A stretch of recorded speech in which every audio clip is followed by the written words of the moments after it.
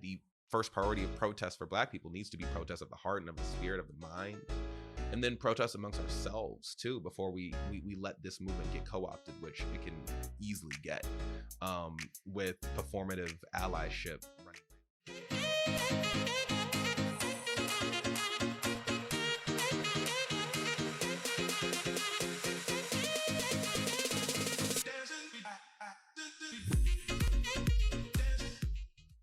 What up, y'all? It's your girl, Maddie Mosley, aka Moprah. I am super hyped for this episode of More with Moprah. My guest today, y'all, first of all, is one of the most dapper men that I know, a fellow creative that has not only worked in radio, homeboy has hit up that television production, we got that digital production, concert photography, and the man is DJing on top of all that either, okay? But let me just drop a little bit more on ya, because homeboy is fabulous. Not only has he interviewed people from Gold Link to Vince Staples, Marlon Wayans, our girl Wanda Sykes, homeboy has snapped them pics, okay, of our boy Kendrick Lamar, Outkast, Chance the Rapper, and many more. So please, everybody, welcome my fly homeboy, host of On the Brink podcast, Malcolm Alexander Brinkley, y'all. Yeah. You know what? Like, I'm gonna clap from someone hearing that. If I did not know myself, like, wow, that made me sound incredible. And then you said dapper, and all I'm in is a crew neck today, so I can like change and go put the suit on. I have no problem doing that. You know what, boy? Rep your brand. I almost went with a sweater too, because I was like, are we gonna keep it like cash today? Because like it's like my homeboy Malcolm, but yeah, we're allowed to have a cash day, okay? Because you usually are always on point, man. Which this is on point too. Oh, thank you. No, I really appreciate that. No, it was funny, but today was my self-care day, so that like I have a regimen of the day where I'm just like, I'm gonna just do me, and I'm not gonna do anything today. I'm gonna be something today. So today's just been all about like, we're just gonna relax and do our thing, and then it's a Tuesday that we are recording, and so I do my weekly Taco Tuesday nights on Twitch, and so welcome to my sound space, and thanks for coming in here. We love it. We're gonna get to that. Don't you even worry. But I do want to touch on, you said, talk about your self-care. Everybody, that is important, especially for the creatives out there. We can get a little stressed, a little overwhelmed. So make sure, everybody, you're taking care of yourselves. You gotta love yourself. You gotta advocate for yourselves, because who else is going to if you can't do it for you? You know, Moprah, I always do some digging on all my people I'm gonna bring on. How much digging? Like, you really went through the whole resume, made me sound like some god. I mean, thank you. You are. Listen, I always got to give myself a refresher, and I actually stumbled upon one of your quotes that I love. So we're gonna share it, and we're gonna talk about it, okay? So you said creating experiences for people has always been a passion of mine. That was part of your quote. Like I said, you're one of the most creative people that I know. So what is your advice for people that want to go the creative route and don't want to kind of follow the status quo? To get a good flow as a creative, you have to believe in yourself unapologetically. You have to show up knowing who you are, and above all else, knowing purpose, and like being in full integrity with that purpose, right? A lot of us will say, cool, I want to be on TV, I want to create, I want to go here, and the world will try to remind us oftentimes like that's not practical, it's not realistic, it's not the norm, right?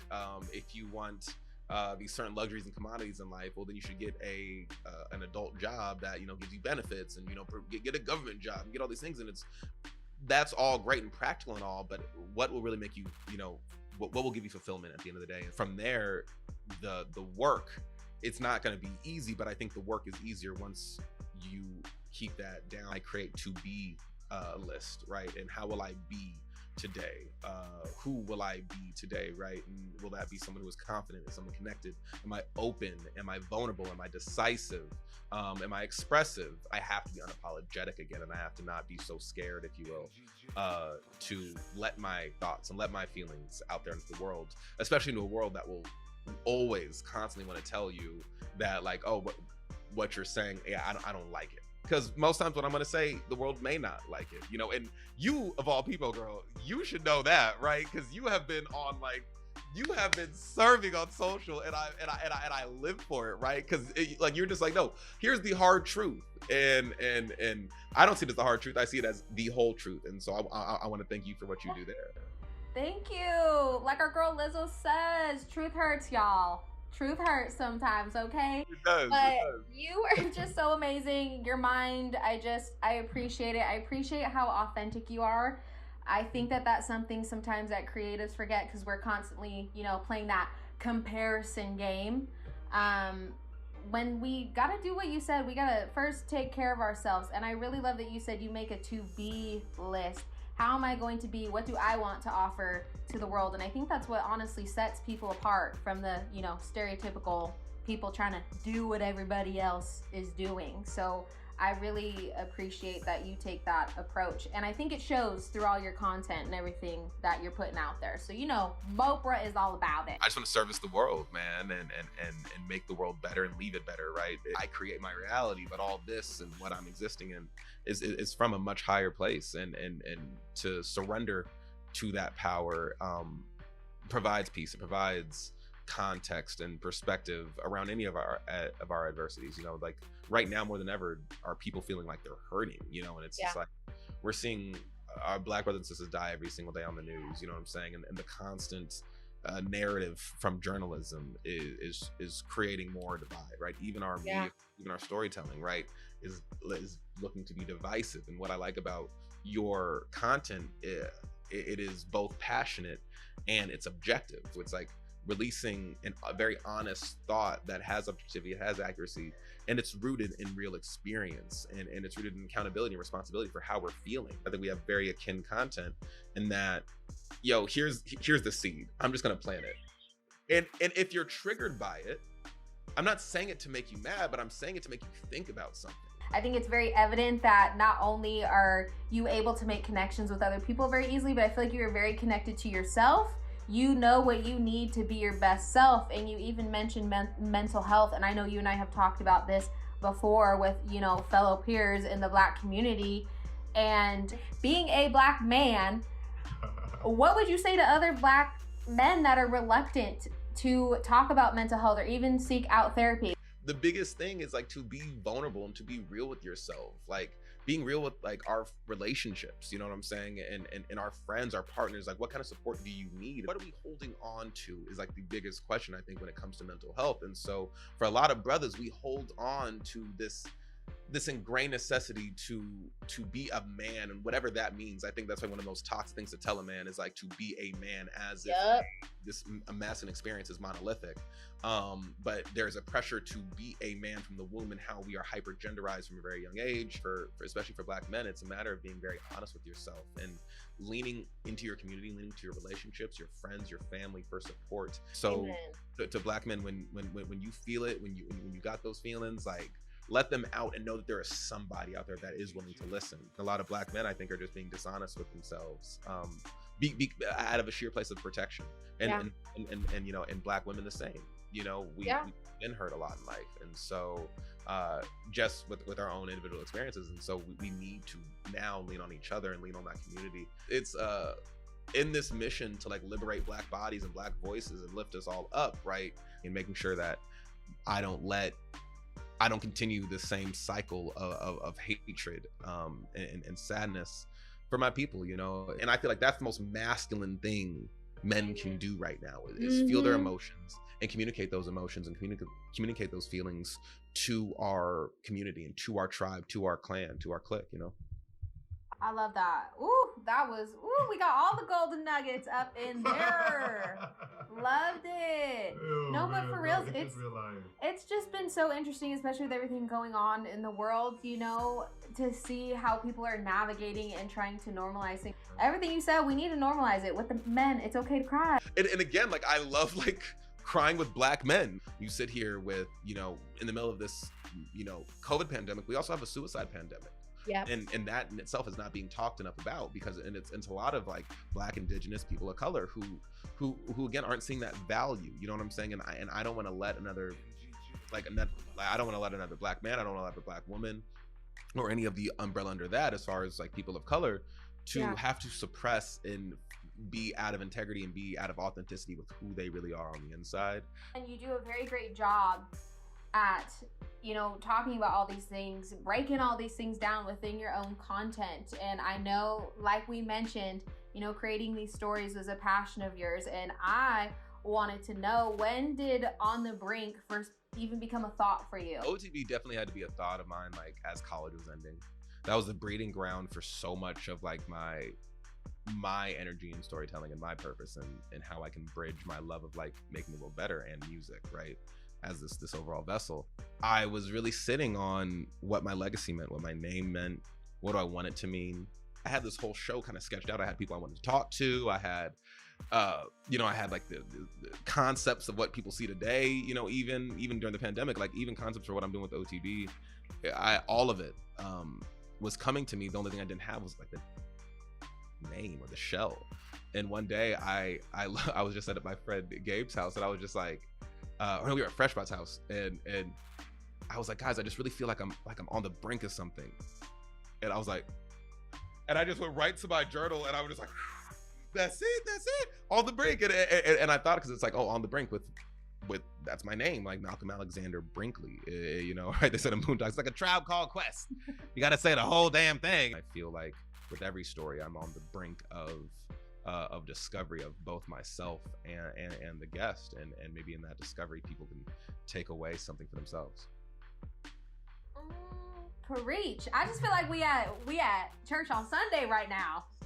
I said, let's get the tambourine, let's get the choir, because you dropping earth.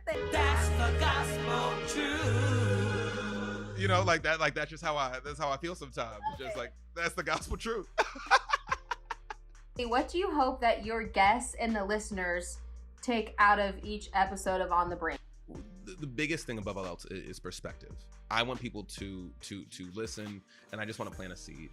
And if that is all I do, then hell, I can very much die a happy man. I also cannot contribute to the narrative of Black victimhood and of Black trauma. I think still a lot of media brands, even if they're on the like right side or left side, are still just doing a disservice to the entire story and to the entire context of what it really means to have a Black experience. And so where I'm at right now is building this platform to be a pillar in Black equity and Black equity as it pertains to the media, you know, because I can't think of too many Black owned or POC owned publications and media groups that are championing POC stories. It's not that I'm the greatest expert on everything, but that's where I love bringing in guests that are. And again, these thoughts are planted with the intent of not only making myself better, but making the world better. Like, you know, I said before, I'm not trying to wage a race war or anarchy. But the system has to change, the entire system, you know, so people can't be triggered by defund the police. Even my own mother is like, I don't know if I would say it just like that. Well, exactly. It has to be jarring, because shit, we can just say Black Lives Matter, and it's just like that in itself has its own reservations. And so it's like, we can radicalize and weaponize any kind of speech. Naturally, we're talking about defunding, divesting, we're talking about restructuring police groups, we're talking about instilling more community-based policing and value building, right? I think policing doesn't start with a gun. I think it starts with sitting down with the youth and building our youth up, right? If we can build trust and build communities where there is respect and value instilled upon the generation, then there'd truly be no need for police. And I know that seems so far off, or seems so crazy, or like, what about order? You know, it's like, well, what about the balance that ever got us off order? Because this country was never founded under order. It was founded under tyranny. Again, so I just want people to walk away with just perspective. You know what I'm saying? I want to encourage, you know, the first priority of protest for Black people needs to be protest of the heart and of the spirit, of the mind. And then protest amongst ourselves too, before we let this movement get co-opted, which it can easily get. With performative allyship running rampant, because we can almost give you like a, well, here's a Black Lives Matter sticker, you know. It's like, no, man, we have to do a lot of work on ourselves, and a lot of work to dismantle white supremacy. And that's not the tea, it's just the fact, it's the action items, you know. But putting this first as far as a priority is in the best interest of the entire world. And I think there's obviously so many layers to peel back, but like you said, it starts with perspective, and that can't happen until we sit down, plant them seeds, have them conversations, but also actually listen and be, you know, compassionate and understanding. Because I feel like there's too much of, you know, the non-listening happening. It's like, oh, well, we want to help, but like, nah, we're going to ignore the Black experience. Ooh, I could go off, but I'm going to just, you know, stay calm because you already know I'll be posted on social media later. You already know. I can't keep falling victim to Black anger, right? And so it's like when I see my people getting angry, it's like, yeah, great, cool. So now what? You know, but white people ain't stopping you from doing shit. They're not. You know what I'm saying? Like it's perspective as far as the Black experience that white supremacy is very real, but like white people ain't doing nothing to you. You know what I'm saying? I'm not saying that they're doing anything for us either, but we have an opportunity to look inward at ourselves and move accordingly. You know, move according for Black lives and all lives, right? Because I really believe that Black liberation is liberation for all of us. Amen. And I would even say at the same time too, again, like you said, we have to work through those feelings, but remembering that it is okay to sit in those feelings. When I feel a buildup, I will put a timer on my phone and I'll say, all right, cool, I got 90 seconds to, like, if it's sad, if it's crying, if it's angry, you know what I'm saying? Because it's like, it's good, it's healthy, you know what I'm saying? Like, it's so healthy to have, like, good, be angry, like, anger get shit done, but it's what is behind the anger, right? Behind that anger is passion, right? So it's like, we have to take that anger and now let love lead. You know, because I think to hate somebody is to love somebody. We are all connected. You know, there is an amazing strong yin and yang energy like to this world. And so it's like to hate is to love is to hate. And maybe that might be a little too much, but we are passionate enough to want to create change. Mm-hmm. And that change does not have to come at the expense of people that do not look like us. It will be led by, it will be encouraged and supported by people who don't look like us. And that's what we can see right now, and it's gonna be a beautiful thing when we see a world of very free and liberated people. But I think it starts, like I said at the top of the conversation, it starts with the heart, starts with the mind, starts with the spirit. Okay, well, Malcolm, thank you so much. This has just been wonderful. Like I said, you're just an amazing human being, and I appreciate you so much. You're the best, Maddie. Like, thank you for even having me on. You are Moprah. You really gonna come here and just take the crown. I know it. You know what I'm saying? We need more storytellers and more content creators like yourself in the mainstream. One last thing, where can the people follow you? People can follow me everywhere at Malcolm Alex NDR, Malcolm Alexander. And then follow the podcast everywhere at OnTheBrink. We Twitch stream every week with amazing shows. I got the podcast everywhere, OnTheBrink. And we have amazing podcasts, and the YouTube is one of the coolest places there because you can watch the interviews and not just listen to them. So whether you listening, whether you watching, On The Brink is wherever you need us to be. So OnTheBrink everywhere, OnTheBrink.com. And yeah, Malcolm Alexander, I'm the creator of it all. We love it, y'all. He got you covered. Follow him. Do what you gotta do. Look out. He is killing the game. Y'all already know it's been your girl, Moprah. Like, subscribe, share. Do what y'all got to do. And as always, I love y'all. We out.